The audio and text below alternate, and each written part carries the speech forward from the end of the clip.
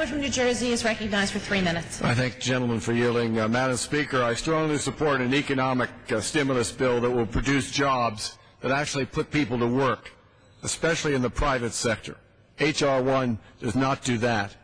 The notion that we need to expand state and federal public employee roles with a massive dollar increase in existing and entirely new domestic programs is not what my constituents want back home. My constituents are losing their jobs on Main Street and on Wall Street. The value of their homes has been reduced. Some teeter on the brink of forfeiture. Family savings and investment accounts have been savaged.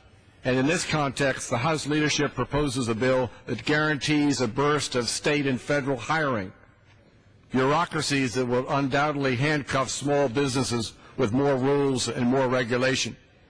What's wrong with this picture? As an illustration of what's wrong with the bill, let's look at the energy and water portfolio. Frankly, more funding has been proposed in H.R. 1 than could be possibly spent intelligently and effectively. Under the bill, the budget for Department of Energy grants and loans explodes to $30 billion.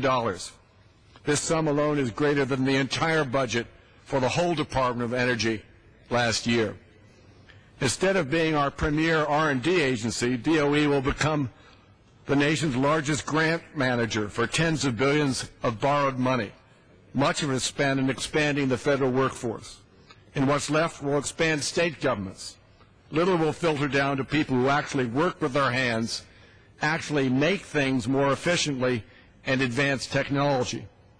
This is all a recipe for more dysfunction for government acquisition systems that can barely handle their own workloads today. Are the state governments prepared? Their manpower is down, and those who might provide oversight and accountability are walking the unemployment lines as we speak. My colleagues, remember Katrina. Poor planning, shoddy execution, non-competitive contract awards, abuse of contractor flexibility, inadequate oversight, a climate for waste, an open invitation to fraud and corruption. Madam Speaker, there are many reasons to oppose H.R. 1. Those who do not remember the lesson of Katrina are bound to repeat those mistakes. In the meantime, we're missing a precious opportunity to create real private sector jobs and prevent layoffs. I've heard from my constituents in New Jersey. They want a stimulus package, but they don't want this one, and I yield back.